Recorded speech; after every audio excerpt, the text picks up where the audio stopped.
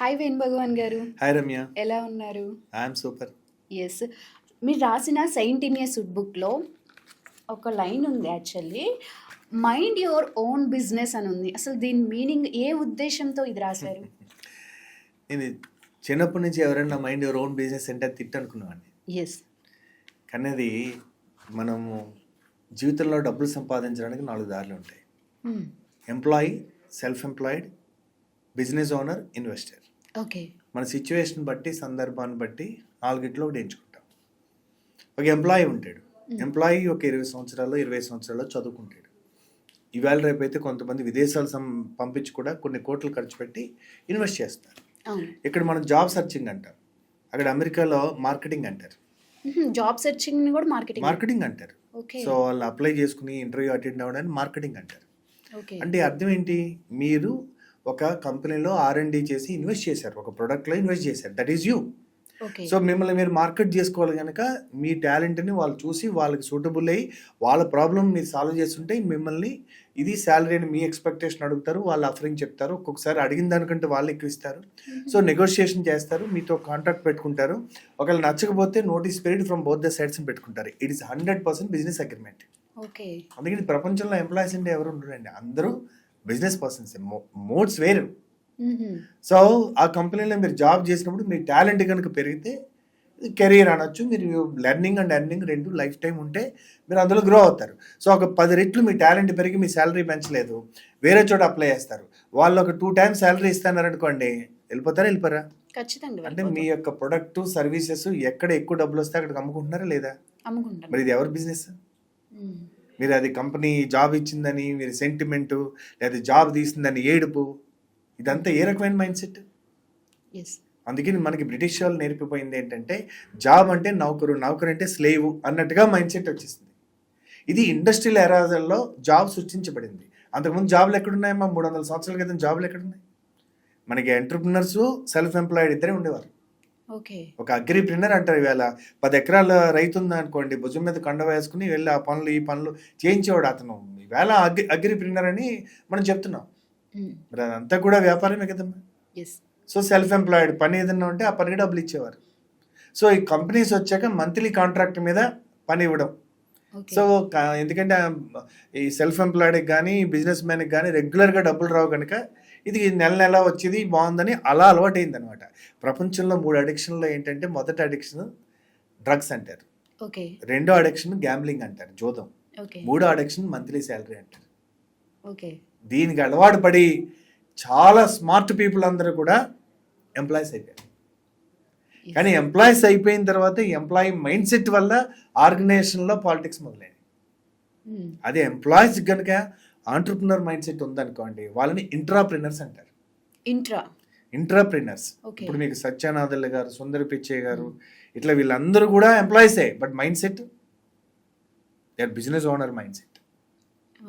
So ఆ mind set వల్ల they own the company. ఒకటే డిఫరెన్స్ ఏంటంటే, బిజినెస్ ఓనర్కి ఆర్గనైజేషన్లో బిజినెస్ ఓనర్స్కి ఇన్వెస్ట్మెంట్ వాళ్ళది ఉండదు, but attitude, risk taking, responsibility, commitment, everything is set.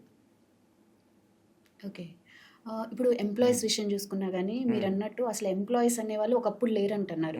కానీ ఇప్పుడు చూసుకుంటే 90% ఎంప్లాయీస్ ఉంటున్నారు. దట్టు కొన్ని కంపెనీస్లో 10 years 11 years ఒకే కంపెనీలో 10,000 దగ్గర స్టార్ట్ చేసి వాళ్ళు ఇంక్రిమెంట్ పెరుగుకుంటా 1,00,000 వరకు, అంటే 10 years పని చేస్తే 1,00,000 వరకు వచ్చిన వాళ్ళు కూడా ఉంటారు. అంటే వాళ్ళ మైండ్ సెట్ అసలు ఎలా మార్చుకోవాలి? అంతే కదండి. వాళ్ళు ఇప్పుడు 10,000తో స్టార్ట్ చేశారు. ఇందాక చెప్పుకున్నట్టుగా వాళ్ళు ఇన్వెస్ట్ చేసుకుంటా ఉన్నారు.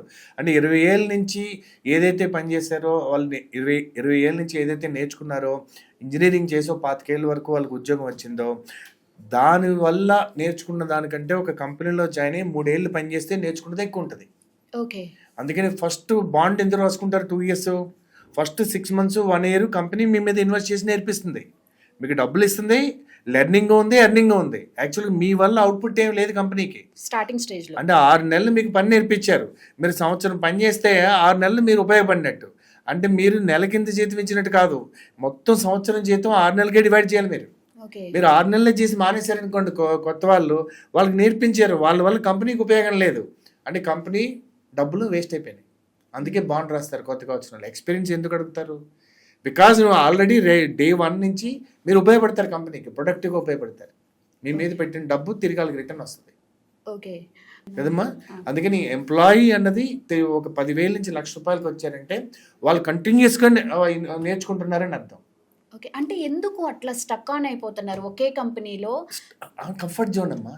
మరి ₹1,00,000 ఇస్తున్నారు కదా, మీకు ఎప్పుడైతే ₹10,000 వచ్చినాయో మీరు సర్వే అవుతారు, 20,000కి సర్వే అవుతారు. ఎప్పుడైతే జీతం పెరుగుతుందో క్వాలిటీ ఆఫ్ లైఫ్ పెంచుకుంటారు. అంటే మీకు ఉండే ఇల్లు మార్చుకుంటారు, డ్రైవ్ చేసేది మార్చుకుంటారు. దాంతో ఆగుతారా? ఈ లోపల మీకు బజాజ్ ఫైనాన్స్ నుంచి వస్తుంది, ఈ ఫైనాన్స్ నుంచి వస్తుంది.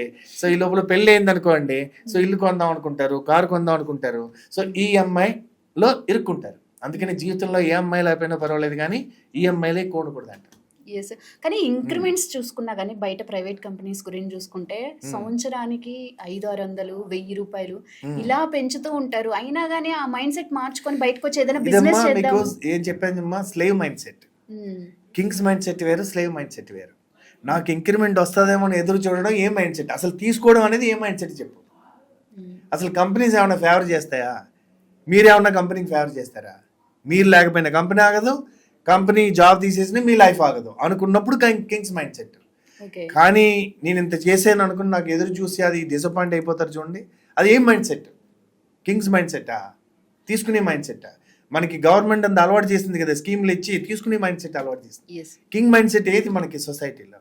ఆ మైండ్ సెట్ ఉన్నవాడు ఆర్గనైజేషన్లో ఎంటర్‌ప్రెన్యూర్‌గా ఎదగడు, ఆర్గనైజేషన్కి అసెట్ అవ్వడు, లైబిలిటీ అయిపోతుంటాడు. ఏదో పనున్నంతసేపు చేస్తాడు, అతను ఈజీలీ రీప్లేసబుల్. ఇవాళ చూడండి, చాలా ఏఏ వచ్చాక ఎన్ని జాబులు రీప్లేసబుల్, చాలా జాబులు రీప్లేసబుల్. ఒక క్రియేటివిటీ లేకుండా, ఒక హ్యూమన్ టచ్ లేకుండా, కొత్తది ఏఐ కానీ కొత్త విషయాలను అడాప్ట్ చేసుకోకుండా they become liability to the company. వాళ్ళు అసెట్ ఎప్పుడు అవుతారు? కంపెనీకి మీరు పిల్లర్గా ఉంటారా, పుల్లర్గా ఉంటారా? మీరు మీ వల్ల మీ మీద కంపెనీ ఆధారపడి స్థాయికి రావాలంటే మీ టాలెంట్ని ఇప్పుడు అడ్వాన్స్గా నెక్స్ట్ 2 ఇయర్స్కి 3 ఇయర్స్కి మీరు పెంచుకుంటా ఉంటే, మీరు ₹10 తీసుకుంటే ₹100 ఇచ్చినప్పుడు మీరు హీరో ఆ కంపెనీలో. మీరు రిజైన్ చేస్తుంటే వై ఆర్ యూ రిజైనింగ్ అంటారు. మీరు ₹100 తీసుకుని ₹50 పని ఇచ్చారనుకోండి, మీరు తీసుకునేవాడు అయిపోయారు. వై ఆర్ యూ అప్పుడు ఏమడుగుతారు? వెన్ ఆర్ యూ రిజైనింగ్ అంటారు. మీ డిమాండ్ ఉంటే వై ఆర్ యూ రిజైనింగ్, లేకపోతే వెన్ ఆర్ యూ రిజైనింగ్, లేకపోతే పింక్ స్లిప్ ఇస్తారు వాళ్ళే కదండి. అందుకని లెర్నింగ్ అన్నది మనకి క్వాలిఫికేషన్ వేరు, ఎడ్యుకేషన్ వేరు. ఎడ్యుకేషన్కి లిమిట్ లేదు జీవితంలో. ఆ క్యూరియాసిటీ పోయింది అనుకోండి, జాబ్ చేస్తున్నట్టు. ఆర్డినరీ పీపుల్ జాబ్ చేస్తారు, ఎక్స్ట్రాడినరీ పీపుల్ కెరియర్ బిల్డ్ చేసుకుంటారు. అంటే లెర్నింగ్ అండ్ ఎర్నింగ్ రెండు ఉంటే కెరియర్. అది రిపీటెడ్గా కండక్టర్ లాగా ఒకే పనిని రిపీట్ చేస్తే job. But extraordinary people they create a mission. వాళ్ళు అడాప్ట్ చేసుకుంటూ పోతారు అనమాట. అందుకని ఎంప్లాయీ మైండ్ సెట్. రెండవది self employed. Self employed is more insecure than employed. Employed అమ్మాయి ఉద్యోగం వచ్చింది అనుకుంటాడు, కానీ ఈవేళ రిటైర్మెంట్ ఏజ్ ఎంత అండి ఎక్కడన్నా? 58 to 60 అంతే. కానీ కార్పొరేట్స్లో రిటైర్మెంట్ ఏజ్ ఈజ్ 42 to 45 అని ఈ మధ్యనే మొత్తం ఇండియా అంతా న్యూస్ వచ్చింది ఒక 10 days బ్యాక్. నేను చాలామంది HR మేనేజర్ని అడిగాను ఇది నిజమా అని. 100% నిజమని చెప్పారు.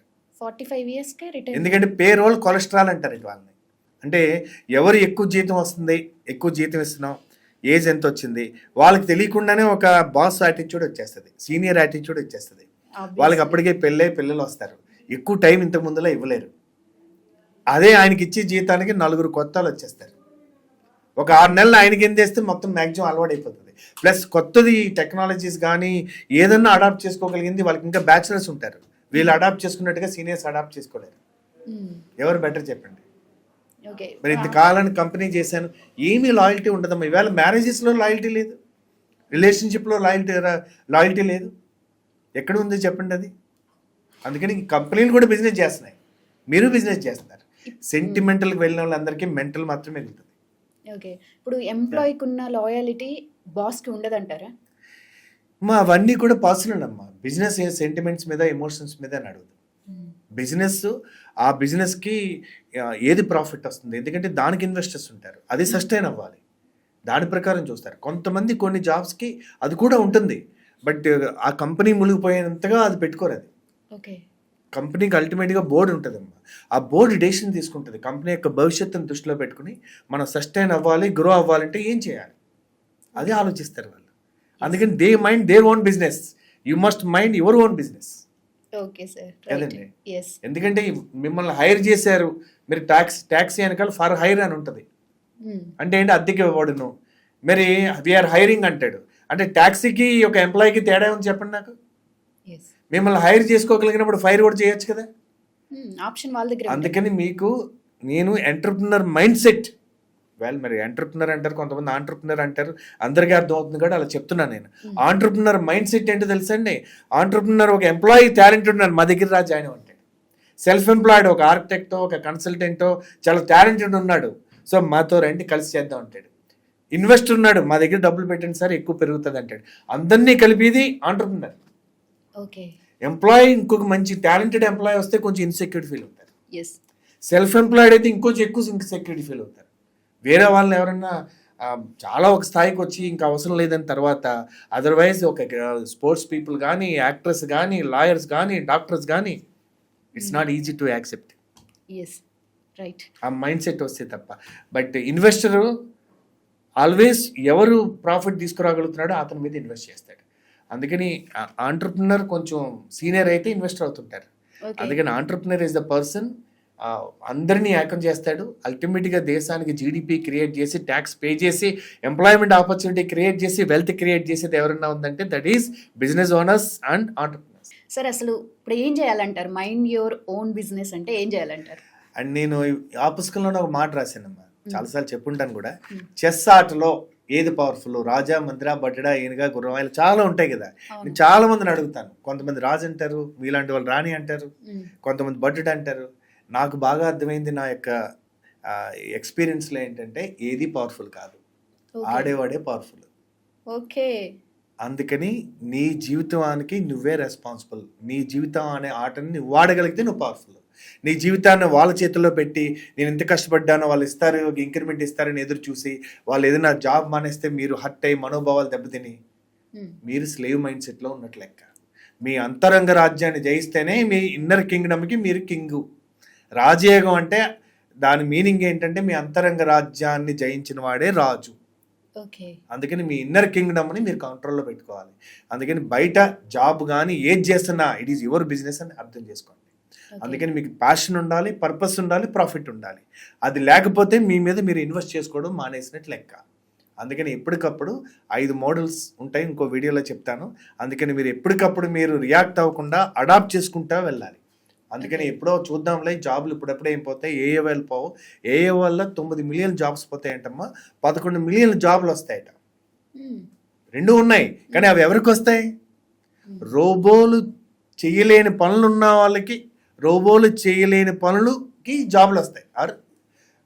కెరియర్ ఉంటుంది, పనులు అవకాశం ఉంటుంది. లేదా రోబోలతో పని చేయించే వాళ్ళకి ఉంటుంది. అలాగే ఏఏని ఉపయోగించే వాళ్ళకి పని ఉంటుంది, ఏఏ చేయలేని పనులు చేసే వాళ్ళకి పని ఉంటుంది. మరి దానికి ఎవరన్నా ఇన్ఛార్జ్ తీసుకోవాలి కదా. ఏది భవిష్యత్తులో నాకు ఉపయోగపడుతుంది, ఏది ఏఏ రీప్లేస్ చేయలేదు, ఏఏని ఎలా వాడుకుని ముందుకు వెళ్ళొచ్చు అని ఎప్పుడు ఆలోచించాలి? ఇప్పుడా అప్పుడా? ఇప్పుడే. అదే, that is only the way. అందుకని ఇప్పుడు నేను ఉన్నానండి, నేను ఇందులో స్కేల్ చేయగలనా? యూట్యూబ్ వచ్చింది, యూట్యూబ్ వచ్చాక చాలామంది స్పీకర్స్ వచ్చారు, కోచెస్ వచ్చారు, బిజినెస్ కోచెస్ ఇండియా అంతా వచ్చారు. సో ఇంత ఇన్ఫర్మేషన్ యుగంలో ఏదన్నా అసలు వేణు భగవాన్ ఎలా ఆలోచిస్తారని కూడా ChatGPT చెప్తుంది. ఇలాంటప్పుడు మరి నా ప్రొఫెషన్ను భవిష్యత్తు ఎలా ఉంటుందో నేను ఊహించాలా లేదా? మరి ఏం చేయాలి అలాంటప్పుడు? అందుకని should I mind my own business are ఎదురు చూడాలా? కస్టమర్స్ వస్తారు, డబ్బులు ఇస్తారని ఎదురు చూడాలా?